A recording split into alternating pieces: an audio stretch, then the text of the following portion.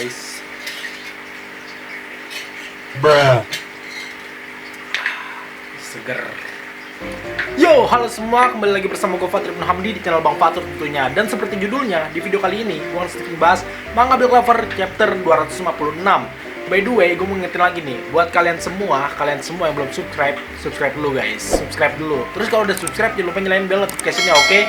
Ayolah, bulan ini kita tembusin 20.000 gitu, 20.000 subs. Biar kita bisa bangun kingdom sendiri, kita punya kerajaan sendiri gitu. Terus punya nama squad sendiri, entah poker family kayak apa kayak gitu. Biar keren lah, biar nggak kalah sama yang lain. Ayo guys, pokoknya share ke teman-teman wibu kalian atau ke grup keluarga kalian juga nggak apa-apa dah, pokoknya share, oke? Mantap.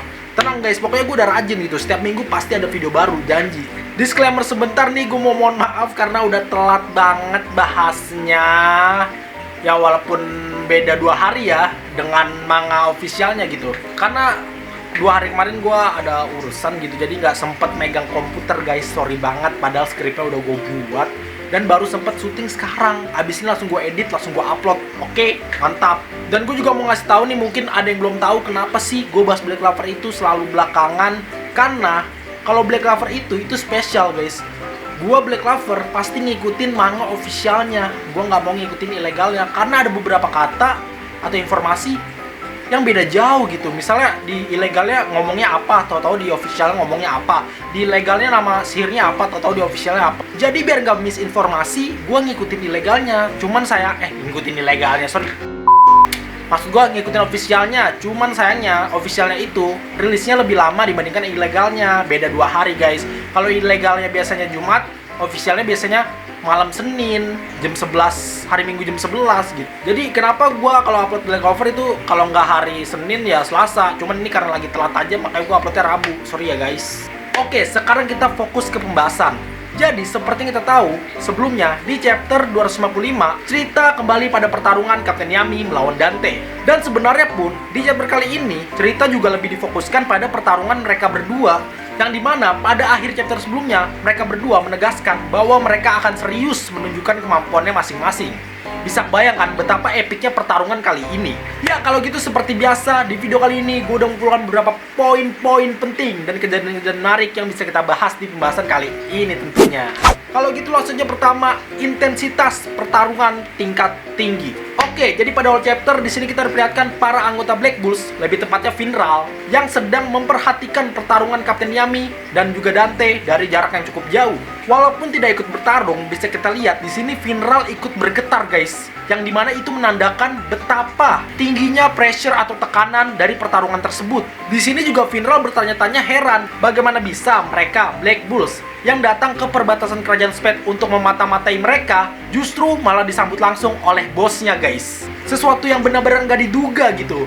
Ya memang sih kalau dalam perilaku strategi perang yang normal, perilaku Dante ini bisa dibilang sangat gegabah karena dia langsung mendatangi musuhnya tanpa memikirkan resiko apa yang terjadi nanti. Tapi perlu kalian ingat guys, si Dante ini merasa bahwa dirinya adalah orang yang kuat. Jadi menyusun strategi dan memata-matai adalah sesuatu yang buang-buang waktu bagi si Dante.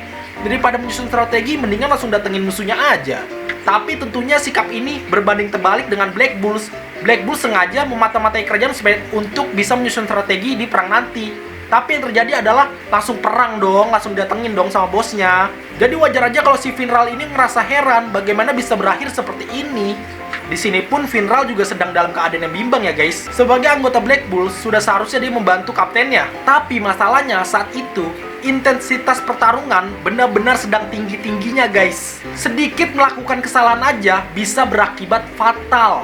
Dan itu pun disadari betul oleh Finral. Jangankan untuk membantu Kapten Yami, bahkan untuk bergerak sedikit pun mereka bisa mati secara tiba-tiba guys. Jadi bisa kalian bayangin kan betapa tingginya pressure atau tekanan yang diberikan dari pertarungan mereka berdua.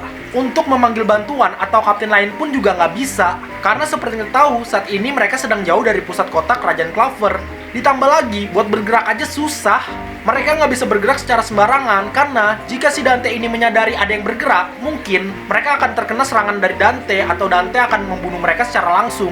Dan menurut gua pun keputusan dari Finral ini untuk nggak ngapa-ngapain, untuk diam di tempat, itu sangat tepat guys. Karena daripada menjadi beban, yang dimana nantinya bisa berakibat fatal, lebih baik tidak mengganggu pertarungan mereka berdua. Gila ya, gue sih nggak kebayang ya guys, bakal se-epic apa ini pertarungan kalau dijadiin anime nantinya. Ditambah lagi dengan special effect dan backsound yang ada gitu. Wah gila, pasti keren parah guys. Lanjut yang kedua, 80% kekuatan iblis Dante.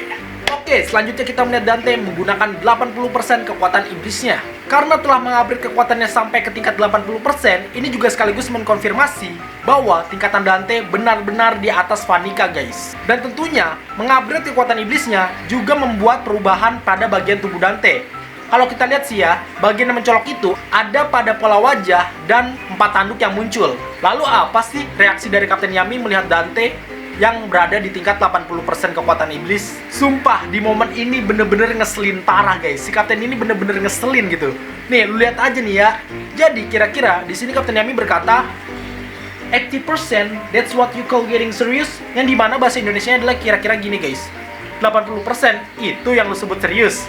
Sumpah ngeselin parah kan. Masih sempet-sempetnya coba dia ngeledek si Dante. Tapi yang lebih lucunya lagi guys, di panel selanjutnya telah terungkap bahwa sebenarnya si Kapten Yami ini sendiri sadar kalau power kekuatan Dante saat itu kuatnya bukan main. Ya, bisa kita lihat di sini Kapten Yami mengatakan kira-kira kayak gini, sial nih orang kuat juga, kira-kira seperti itu. Nah, dari narasi ini kita juga tahu bahwa sebenarnya Kapten Yami sendiri juga ada sedikit rasa ngeri. Tapi kok bisa-bisanya gitu masih ngeledek. Ampun, gua nggak paham lagi. Ini Kapten memang barbar guys, barbar parah. Orang lagi serius diledekin coba. Tapi dengan bertambahnya kekuatan iblis Dante, tentu akan membuat pertarungan menjadi semakin epic lagi guys.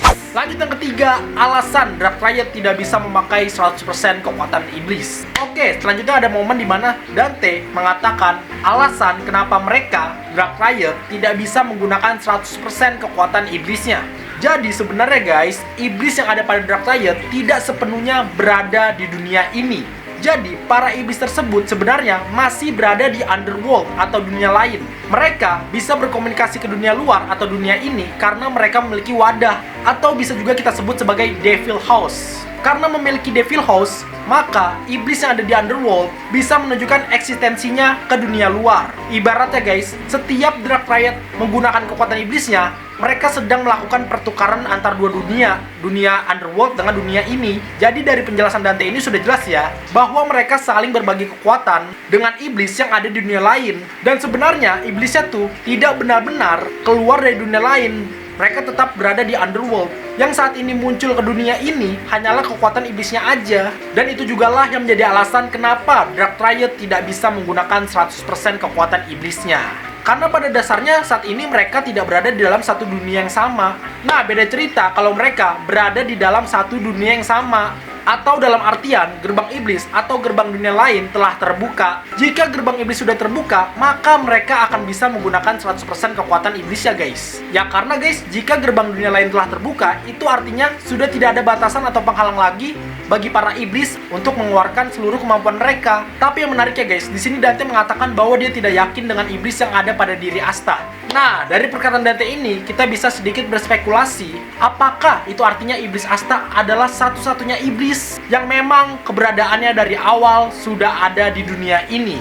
Atau bisa kita bilang, iblis Asta ini adalah satu-satunya iblis yang memang dari awal sudah terbebas dari underworld atau dunia lain gitu. Jika memang benar, itu artinya Asta bisa saja mengeluarkan 100% kekuatan iblisnya. Karena berbeda dengan iblis Dark Riot, iblis Asta ini berada di satu dunia yang sama dengan Devil House-nya. Dan kalau kita flashback lagi ya guys, iblis Asta ini tidak dikenal oleh Lucifer yang merupakan iblis tingkat tinggi di underworld. Nah, ini semakin memperkuat bahwa iblis Asta memang keberadaannya di dunia manusia sudah jauh lebih dulu dibandingkan dengan iblis Dark Riot. Lalu bagaimana dengan iblis Jagred? Dia kan juga bisa keluar dari dunia manusia tuh. Bahkan kalau kalian ingat ya guys, iblis Jagred pun pada awalnya dia datang ke dunia manusia dalam keadaan yang sangat lemah. Bahkan bentuknya hanyalah gumpalan partikel-partikel jahat. Iblis Jagred baru bisa menggunakan 100% kekuatannya ketika dia mendapatkan tubuhnya. Dan tubuhnya pun dia dapatkan setelah dia membuka gerbang dengan menggunakan batu sihir. Jadi pada dasarnya iblis Jagred ini sama aja kayak iblis Dark Riot. Dia harus membuka gerbang ke dunia lain dulu agar bisa memakai seluruh kekuatannya. Nah, iblis asta nih yang jadi pertanyaan. Pokoknya, kalian yang punya opini atau teori jangan lupa tuliskan di komen, oke guys? Lanjut yang keempat, sihir tingkat tinggi, Gravity Singularity.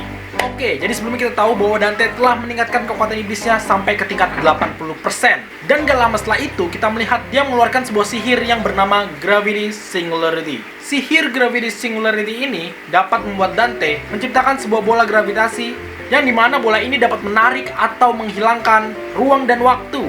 Bisa kita lihat guys pada manganya, ketika Dante menggunakan bola tersebut, semua ruang yang dikenai oleh bola gravitasi tersebut menghilang.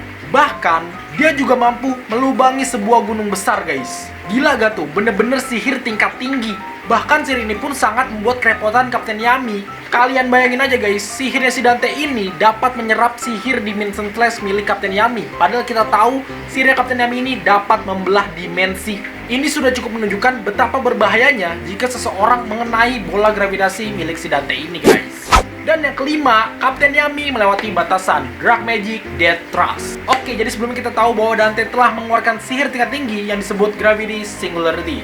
Nah, sihir si Dante ini benar-benar membuat Kapten Yami berputar otak guys. Bisa kita lihat dalam pertarungan, Kapten Yami harus menghindari sihir Dante sekaligus memikirkan strategi. Kalian bayangin aja guys, sihir si Dante ini gak mempan dengan Dimension Slash. Sebenarnya sih ada kemungkinan Gravity Singularity ini bisa dihancurkan jika Kapten Yami menabrakannya dengan Black Moon. Tapi masalahnya guys, kalau Black Moon Kapten Yami ikut hancur atau menghilang, maka sihir gravitasi akan berpengaruh kepada Kapten Yami. Dan itu bisa digunakan Dante untuk menekan Kapten Yami dalam pertarungan. Itulah yang membuat Kapten Yami harus berpikir lagi, karena kalau dia kehilangan Black Moon, akan sangat berbahaya guys. By the way guys, buat kalian yang belum tahu, Black Moon inilah yang dapat membuat Kapten Yami melayang di udara. Terus juga, walaupun Kapten Yami berhasil menebas Dante, pasti si Dante ini akan beregenerasi seperti sebelumnya. Jadi harus ada serangan yang benar-benar menghancurkan tubuhnya sekaligus. Alhasil saat itu yang terjadi, Kapten Yami harus menghindari sihir Dante sambil fokus untuk memadatkan mana zone-nya sekaligus mempertajam indranya agar dia tidak lengah. Jadi ibaratnya dalam pertarungan tersebut di situ Kapten Yami sedang super fokus dalam mengendalikan mana. Bahkan dalam keadaan super fokus tersebut pun ada momen di mana Kapten Yami hampir saja terkena sihir Gravity Singularity milik Dante. Coba kalian bayangin gimana kalau lawannya si Dante ini bukan Kapten Yami guys. Pasti udah die, itu udah tewas. Untungnya yang saat ini sedang melawan Dante adalah Kapten Yami, yang dimana kita tahu Kapten Yami ini adalah salah satu kesatria sihir terbaik dalam menggunakan teknik mana. Coba kalau orang lain pasti itu udah die. Makanya gue nggak heran sebelumnya Finral bilang kalau dia bergerak dia bakal mati. Ya karena memang pertarungan mereka berdua udah beda level gitu, tingkatannya udah beda. Nah, sebelumnya kan kita tahu nih bahwa Kapten Yami ini nggak cuma menghindari sihir Dante secara cuma-cuma, tapi saat menghindar dia juga sedang fokus dalam memadatkan mana zone-nya. Dan ketika mana zone yang dipadatkan sudah terasa cukup, pada akhir chapter di sini kita melihat tiba-tiba Kapten Yami muncul di hadapan Dante dan berkata bahwa dia akan melewati batasannya di depan para anggotanya. Di sini kita melihat Kapten Yami bersiap untuk menyerang sambil mengonsentrasikan mana zone yang sudah dia padatkan. Pada momen ini ya guys, pada momen ini si Dante masih sempat-sempatnya ngebacot gitu bahwa si Yami tetap aja nggak bisa ngalahin dia. Itu kata si Dante. Tapi Kapten Yami yang saat itu sedang fokus tetap tidak peduli dengan perkataan Dante. Dan seketika dia mendorong mana zone tersebut ke arah Dante. Dan serangan ini disebut sebagai Dark Magic Death Trust. Serangan ini dapat mengakibatkan bagian dari tubuh Dante lenyap guys. Gila gak tuh? Lenyap coy, hilang tubuhnya si Dante. Seperti namanya, Death Trust, yang dimana kalau kita artikan adalah dorongan kematian. Seperti namanya, Death Trust, sebenarnya si Kapten Yami ini hanya mengira bahwa serangan ini akan memberikan efek dorongan. Tapi kenyataannya saat itu, tingkat mana zone yang dia padatkan sudah di luar ekspektasi. Sehingga bukan menciptakan sebuah efek dorongan, melainkan efek meriam. Makanya di sini tubuh Dante sampai lenyap begitu. Nah, karena tubuh Dante sudah lenyap, apakah sekarang dia sudah benar-benar kalah? Gue sih memprediksi ada dua kemungkinan guys. Yang pertama, Dante benar-benar akan kalah. Karena kalau kita lihat di sini, tubuh Dante itu benar-benar lenyap guys. Yang itu berarti organ-organ tubuhnya pun juga ikut lenyap, termasuk jantung. Karena jantungnya juga ikut hancur, jadi ada kemungkinan Dante benar-benar kalah di sini. Dan kalau kita flashback, iblis Jagred itu kalahnya setelah jantungnya dihancurkan guys. Jadi ada kemungkinan Dante juga akan kalah karena telah kehilangan jantungnya. Dan yang kedua, Dante berhasil selamat. Karena kita tahu ya, si Dante ini juga punya kemampuan untuk beregenerasi. Bahkan sudah ada fans yang memprediksi bahwa kira-kira chapter selanjutnya kejadiannya akan seperti ini guys. Ya, kira-kira akan seperti itu. Kalau menurut kalian sendiri gimana nih? Apakah Dante akan kalah di sini atau enggak? Coba kalian yang punya teori atau opini jangan lupa tuliskan di komen, oke? Gua tunggu. Ya pokoknya di chapter kali ini kita tidak bisa pungkiri bahwa Kapten Yami keren parah Kapten Yami sugoi dah pokoknya. Sumpah ini orang keren parah sih guys chapter kali ini. Gue sih nggak bisa ngebayangin ya bakal se-epic apa nanti animenya. Wah gila-gila pasti ini pertarungan bakal kacau sih guys. Ya pokoknya itu aja sedikit video pembahasan gue tentang manga Black Clover chapter 256. Terima kasih telah menonton video ini. Jika gue ada salah kata mohon maaf dan sekiranya ada yang kurang bisa kalian tambahin sendiri di kolom komentar, oke? Dukung terus channel Bang Fatur dengan cara di subscribe. Dan dengan subscribe itu artinya kalian sudah berpartisipasi dalam mengembangkan channel ini. Dan gue pun juga makin semangat bikin video ke depannya. Kalau di subscribe jangan lupa nyalain bell notification-nya, oke? Jangan lupa untuk like and share juga. Terus jangan ketinggalan buat follow IG gue di @fatur198 tentunya.